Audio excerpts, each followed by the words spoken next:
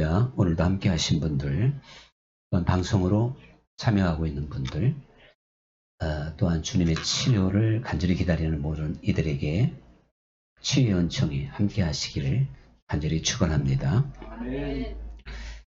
아버지가 온전하신과 같이 너희도 온전하라. 주님께서 이렇게 이제 하신 말씀이죠. 우리가 이 말씀을 깊이 묵상해 본다면 참 대단히 의아하기도 하고 또한 도전적이기도 할 것입니다. 온전이라는 그 말 자체에도 인간에게 참 쓴다고 하는 것이 합당하지 않은 것 같은데, 더 나아가서 아버지가 온전하신과 같이 너희도 온전하라 이렇게 말씀하셨기 때문에 사실 이 온전함이라고 하는 건 인간의 생각으로는 상상을 초월하는 그러한 차원이다 라고 하는 걸 우리가 알게 됩니다.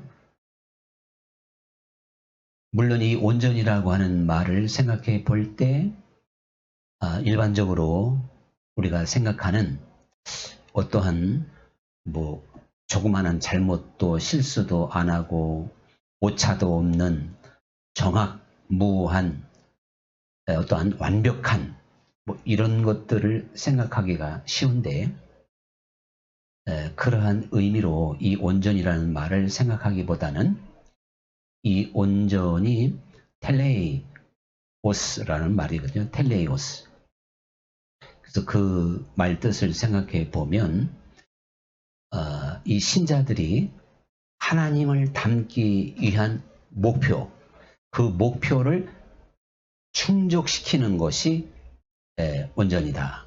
이제 원어적으로 이렇게 설명하고 있어요. 그래서 이 원어적으로 이 온전이라고 하는 것은 도덕적으로도 물론 좀 흠이 없는 거지만 하나님과의 그 친교에 하나님과의 그 친밀성이죠. 하나님과 아주 친밀한 관계를 맺어서 주님 안에서 그 성숙해지는 차원, 성숙해져 가는 거죠. 그러니까 하나님을 닮기 위한 목표를 채워가는 거라 그랬잖아요. 그러니까 주님의 뜻을 따르는 것입니다. 결국 그리스도를 본받는 것이 바로 온전이다. 텔레이오스라고 하는 말은 이렇게 이제 해석해 볼 수가 있습니다. 우리가 이 원어적인 온전의 뜻을 잠시 생각을 해봐도 그리스도를 본받는 것, 주님 안에서 아주 성숙한 신앙을 갖는 것, 하나님께서 우리에게 제시하신, 인간에게 제시하신 그 온전이라고 하는 차원을 향하여 충족시키는 것, 그 목표를 달성하는 것, 그게 바로 온전이거든요. 그러니 이래저래 생각해 봐도 온전이라는 말은 참 대단한 겁니다. 사람의 힘으로 능으로 참 달성하기도 어렵고 상상하기도 어려운 그런 차원이라고 생각해 볼 수가 있겠죠. 근데 주님께서 오늘 이 온전이라고 하는 말을 쓰실 때 너희가 이렇게 하는 것이 온전이다. 이제 그 말씀을 결론을 내리시면서 무엇이 온전인가를 이 산상수훈에서 전반적으로 다 가르쳐주고 있는 거예요. 산상수훈 5장, 6장, 7장이 사실은 그리스도인의 온전의 길을 설명해주고 있는 겁니다. 그 중에서도 오늘 본문 이제 앞에 몇 절은 조금 덜 읽었습니다만은 주님께서 이제 이렇게 말씀을 하셔요. 너희가 눈은 눈으로, 이는 이로 갚으라고 하는 말을 들었거니와 나는 너희에게 말하노니 악한 자를 대적하지 마라. 그러니까 눈과 눈으로, 이는 이로 율법적으로 대적하지 말라는 것입니다. 그러면서 오른뺨을 치면 왼뺨을 돌려대고 그 말씀이 앞에 나오거든요. 또 속옷을 달라 하면 겉옷을 주고 우리를 동행하자 하면 심리를 동행해 주어라. 그리고 꾸고자 하는 자에게 꾸어주고 구하는 자에게 거절하지 말라. 네 원수를 미워하지 말고 사랑하고 너를 박해하는 자를 위하여 기도하라. 그리하면 하나님의 아들이 될 것이다. 그러니까 이게 사실 참 대단하죠? 그렇게 할 때 하나님의 아들이 되는 길이라는 걸 주님이 말씀하셨는데 누가 이거를 뒤바꿀 수가 있겠습니까? 그러니까 이 온전한 차원이라고 하는 게 참 우리가 생각하는 어떻게 보면 그 이상일 수도 있어요. 자, 그렇게 해야 되는 이유는 하나님께서 악한 자나 선한 자에게 햇빛을 주시고 또한 의로운 자나 불의한 자에게 비를 주시고 그러니 너희도 너를 해하는 자를 위해서 기도할 수 있는 사람이 돼야 된다는 것이죠. 차별하지 말고 그러면서 너희가 너를 사랑하는 사람만 네가 사랑한다면 그건 세리도 창기도 그렇게 한다는 것이에요. 그리고 네 형제에게만 무난한다면 남보다 나은 게 무엇이냐? 이방인들도 그렇게 하느니라. 이 무난이라고 하는 것은 안부와 관심이거든요. 마치 우리가 착한 사마리아 사람의 비유를 보면 사마리아 사람 입장에서 보면 유대인이 원수들이죠. 근데 원수가 지금 다쳐서 피 흘려 있는데 그에게 최선을 다해서 완벽하게 도움을 주잖아요.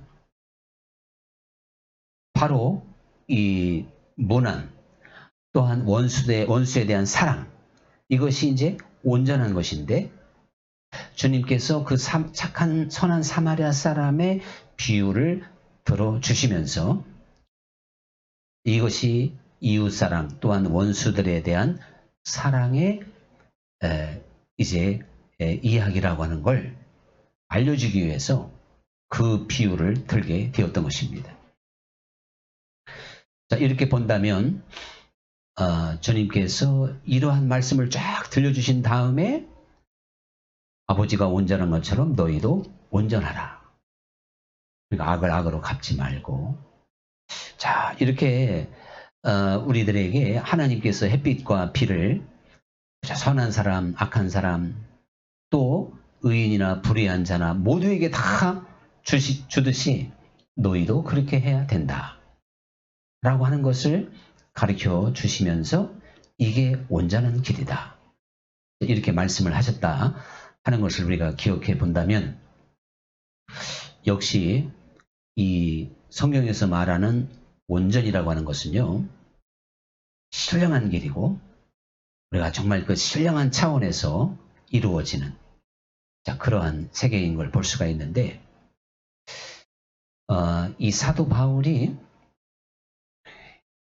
온전하지 못한 걸 육신에 속한 자요. 그리스도 안에서 어린 아이들이라고 고린도전서 3장에서 말씀하고 있습니다.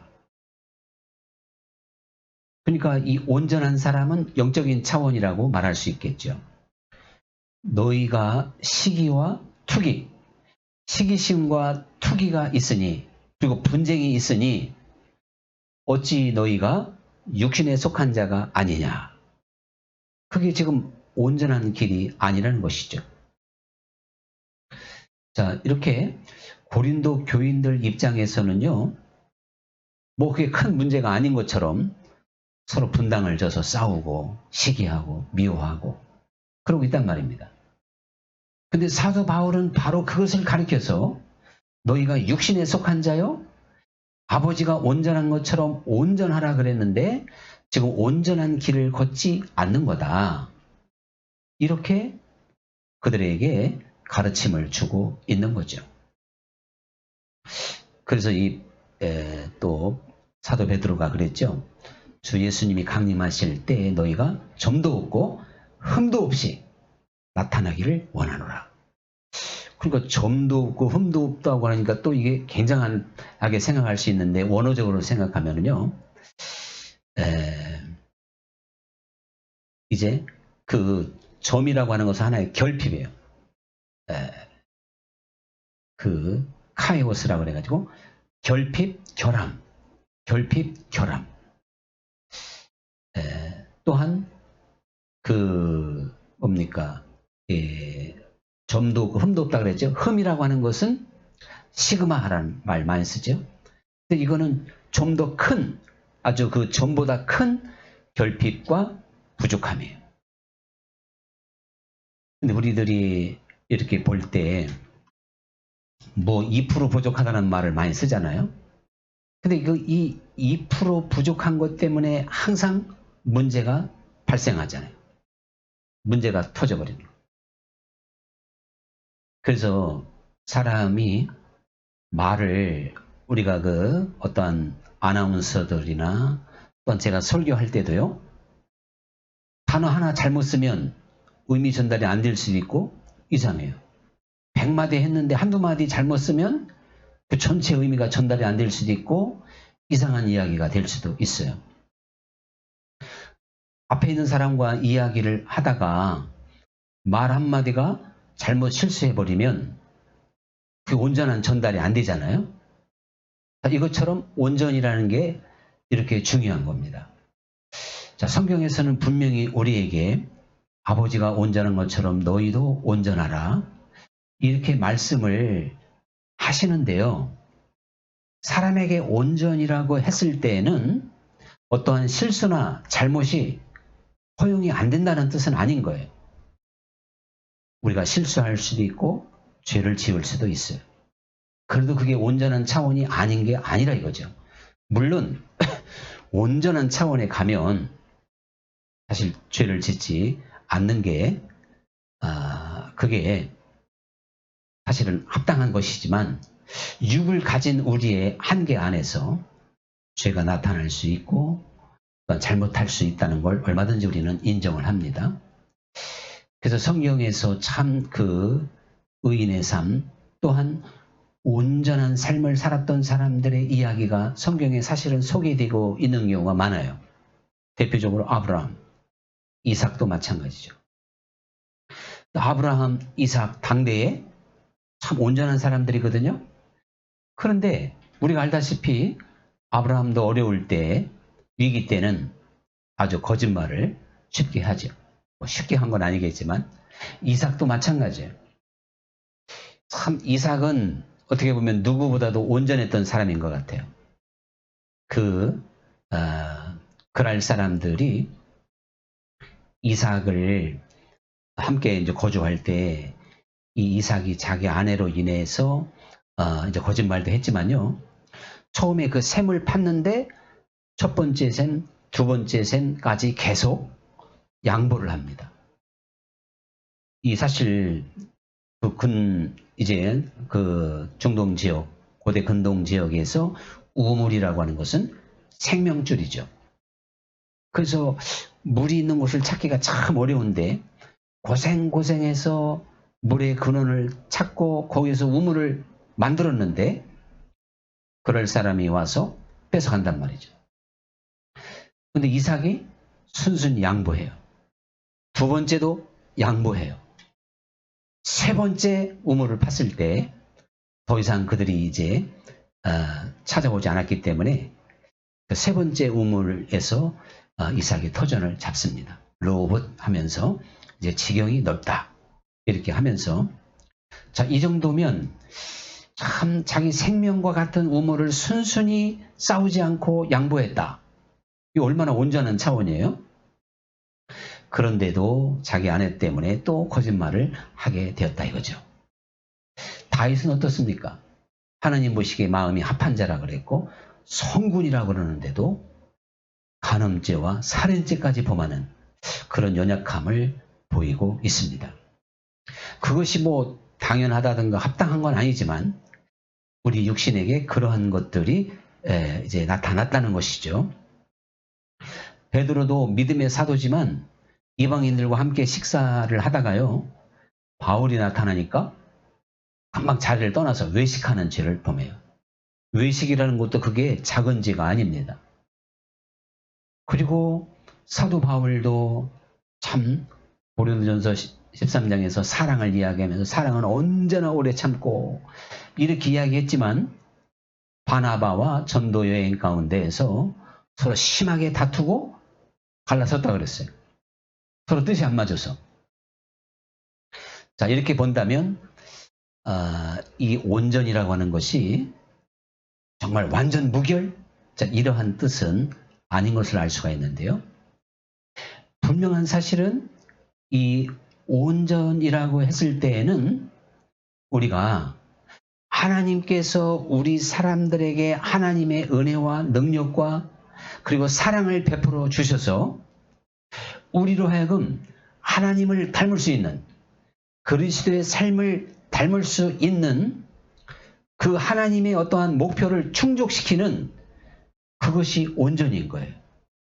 이미 설명했지만 그래서 우리가 하나님의 사랑의 세계에 눈을 열어서 원수도 사랑할 수 있고 나를 박해하는 자를 위해서 기도할 수 있는 자, 이것이 사실은 온전이라고 성경은 가르쳐주고 있고요.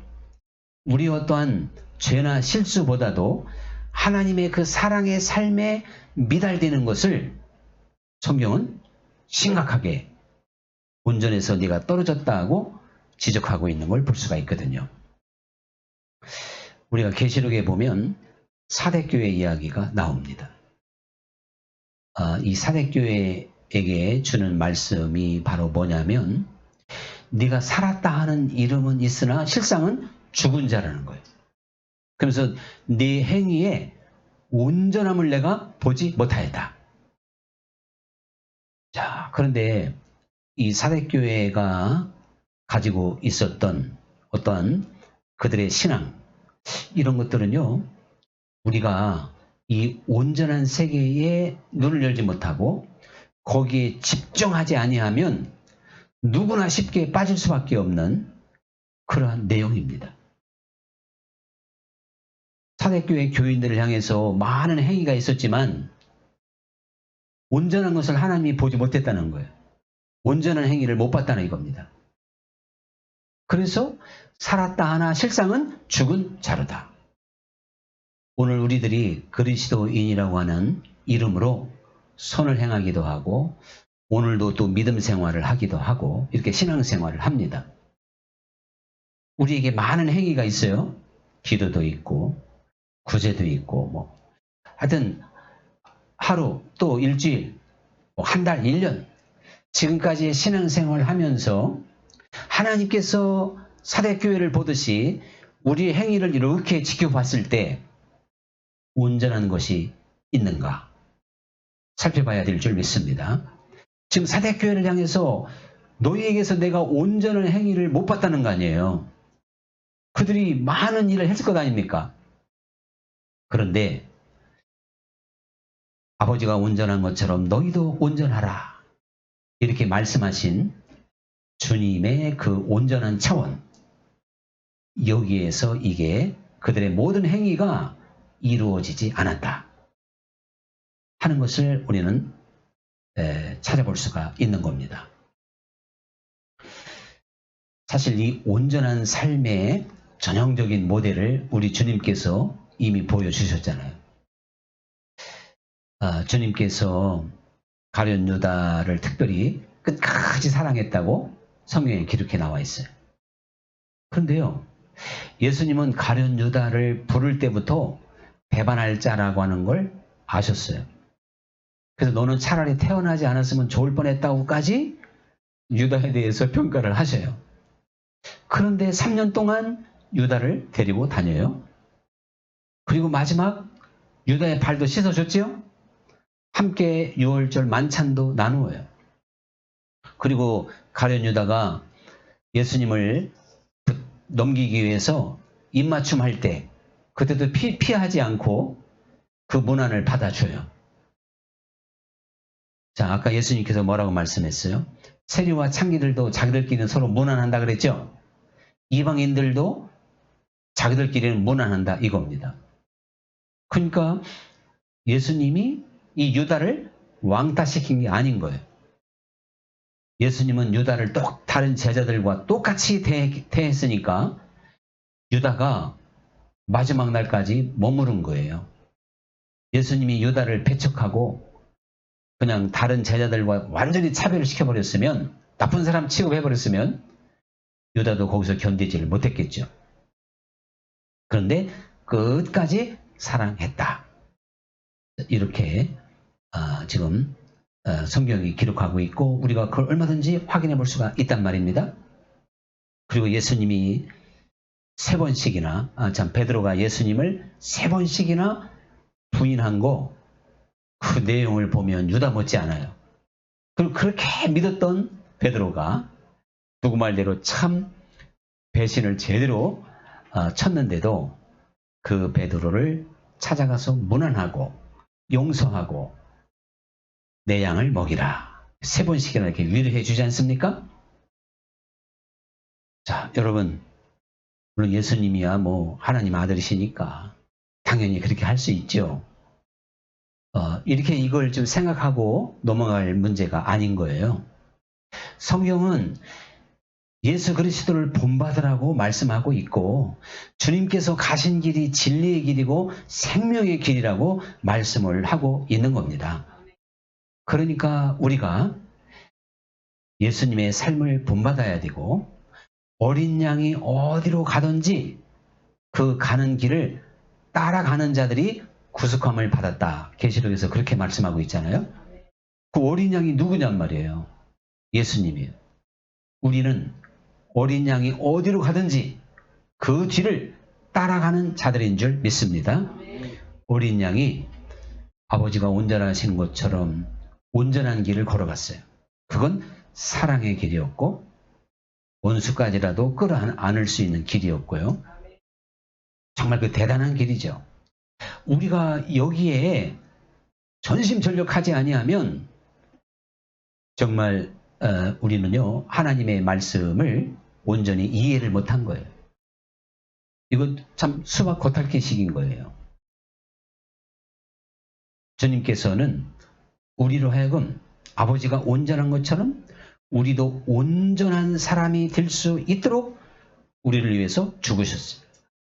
그 보혈로 우리를 완벽하게 사해 주시며 우리에게 새 생명을 주시며 육적인 생명 말고 영적인 생명으로, 그 생명은 힘이 있듯이 우리 육신에게 져서 육신대로 살지 않고 영으로서 우리의 행실을 죽일 수 있도록 우리에게 능력을 주신 줄로 믿습니다. 그리고 보혜사 성령께서 우리를 도우시고요. 하나님의 말씀을 우리의 생각과 마음에 기록하시며 우리를 이렇게 새롭게 창조하셨잖아요. 새로운 피조물이 되게 하셨잖아요. 기독교의 회개는 바로 그런 것이잖아요. 그래서 육적인 원리, 육적인 틀에서만 살아가는 사람이 영적인 원리, 이제 영적인 그 틀에서 살아갈 수 있는 게 회개인 것입니다. 내가 회개했는데도 여전히 육적인 삶을 산다면, 삶의 원리가 육적인 것이라면 회개가 안 된 거예요. 회개는 말 그대로 새 사람이에요. 새 사람. 새 사람으로 거듭난 거예요. 거듭난 사람, 새로운 사람은 이제 온전한 길로 걸어가야 되는 것입니다. 그게 30배, 60배, 100배로 하나님이 우리에게 주신 그 장성한 분량, 그리스도의 장성한 분량을 향하여 계속 전진해 가게 될 줄로 믿습니다. 고린도 이제 전서 7장에 보면요, 이제 세상 근심은요 우리에게 사망을 준다 그랬어요. 그런데 하나님 안에서 하는 근심은 우리로 하여금 회개하게 하여 구원에 이르게 하느니라. 자, 저는 이 온전이라고 하는 이 말씀 앞에 사실 누구보다도 근심을 많이 했다고 볼 수가 있겠어요. 그래서 그게 근심이 되다 보니까 하나님 나라를 더 침노하게 되고 또 말씀을 좀 더 깊이 보게 되고 그리스도께 더 집중하게 됩니다. 그러니 사실 우리는 하나님 안에서 근심하고 또 근심하는 자가 돼야 돼요. 이게 깨어있는 거예요. 그래서 우리가 처음 사랑을 잃은 자는 하나님 보시기에 합당치 않죠. 우리에게 새 생명 얻은 처음 사랑이 활활 타오른다면 온전한 길이 어렵겠습니까? 어려운 게 아닌 거예요. 우리가 너무나도 잘 아는 대로 1만 달란트 탕감 받은 사람이 처음 사랑을 잃지 않았으면요, 500데나리온, 어떻게 보면 자기 육신적으로 원수지간이죠. 나쁜 사람이죠. 그거 용서하는 거 어려운 게 아니었어요. 그런데 1만 달란트를 탕감 받아 놓고도 500데나리온, 그거 진짜 누구 말대로 조족지혈인데 그걸 용서하지 못했다. 이게 바로 온전한 길을 걷지 못하는 사람의 모습인 겁니다. 우리들이 주 예수님의 공로로 구원 얻고 그 피로 사함을 받은 우리들이요, 이 땅에서 온전한 길을 걷지 않는 건 이미 눈이 어두워진 거예요. 처음 사랑을 잃어버린 거예요. 깨어있지 못하는 거예요. 그래서 깨어라, 근신하라, 이렇게 말씀을 하고 있는 것입니다. 이제 말에 실수가 없으면 온전한 사람이라 그랬어요. 그래서 보면 아까 제가 말씀드렸듯이 말을 많이 하다 보면 실수한다는 말도 있지만, 우리가요 10년을 사귀었어도 말 한마디에 상대가 실족할 수도 있잖아요. 아무리 친해도 말 한마디 잘못해서 원수가 될 수도 있어요. 그래서 말에 실수가 없으면 온전한 사람이라 그랬는데, 우리가 좀 더 이걸 생각해 보면 이 사도 바울은요 여러 편지에서 우리가 누추한 말, 또 수건수건하는 말, 희롱하는 말, 이렇게 하는 자들이 하나님 나라에 들어가지 못한다 그랬어요. 왜 그러냐면 벌써 우리가 희롱하는 말, 그리고 막 그 좀 이렇게 농담, 성적인 농담, 야한 이야기 잘하는 사람이 있죠? 그런 것들이 누추한 말이잖아요. 또 어리석은 말, 수근수근 비판하고 판단하고 막 욕하는 이러한 말을 하는 자들은 하나님의 나라를 유업으로 받지 못할 것이다. 이렇게 분명히 못을 박았는데, 그렇게 해놓으면 사람들이 야 믿음으로 천국 가는데 그 말도 안 되는 얘기 하지도 마라, 이렇게 나온단 말이에요. 그러면 그 왜 그렇게 되는지를 믿음이 뭔가를 깊이 생각해봐도 알지만, 우리가요 깨어있고 온전한 길을 걸으면 말에 실수하지 않는 게 온전하다는 것처럼 우리 말이 상대에 대한 예의와 겸손과 온유와 또한 사랑이 있어서, 온유하고 겸손하고 사랑이 있는 사람이 어떻게 희롱하는 말을 할까요? 어떻게 누추한 말을 할까요? 어떻게 성적인 야한 농담을 할 수 있을까요? 예수님 말씀을 들으면 더 대단합니다. 형제에게 노하는 자마다 이제 그 법정에 서게 된다 그랬어요. 나가라 하는 자는 공회에 잡히고 미련한 놈이다 하는 자는 지옥불에 들어간대요. 이것도 다른 말로 해석을 할 수가 없는 거예요. 우리가 믿음의 사람, 그래서 온전한 길을 걷는 자는 말에 실수가 없다 그랬죠? 그런 사람이 미련한 놈이다 막 형제에게 팍 욕을 하고 이렇게 하지 않는다는 거죠. 주님께서 그렇게 말씀하신 거예요. 자, 잘하는 말씀이 하나만 더 생각해 보면, 사람이 무슨 무익한 말을 해도 그 말한 것에 대해서 심판을 받는다 그랬어요. 말에 대한 심판이 있는데, 그래서 마지막 날에 네 말로써 의롭다함을 얻고 말로써 정죄함을 받으리라. 내 말하는 것이 내가 지금 온전한 길을 걸어가고 있나 없나를 그게 열매로 보여준다는 겁니다. 내가 온전한 사람인지 아닌지는요 내 말로써 증명이 되는 거예요. 자, 그럼 여러분, 사실은 우리가 이렇게 생각해 볼 때 우리가 살아계신 하나님을 섬기고 있기 때문에 이게 사실은 믿음의 실체거든요. 이게 육에 속한 사람, 지금 영적으로 눈이 멀고 귀가 가려진 사람들에게는 말도 안 되는 얘기가 될 수도 있고 엄청난 얘기가 돼요. 그러나 내가 깜깜할 때와 눈이 밝아질 때에는 분별력이 하늘과 땅입니다.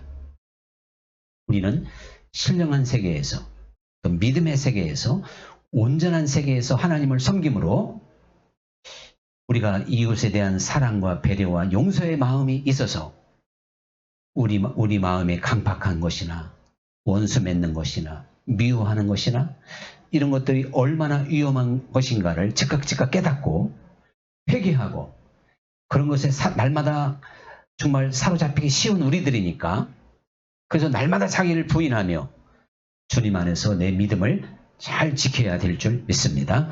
자,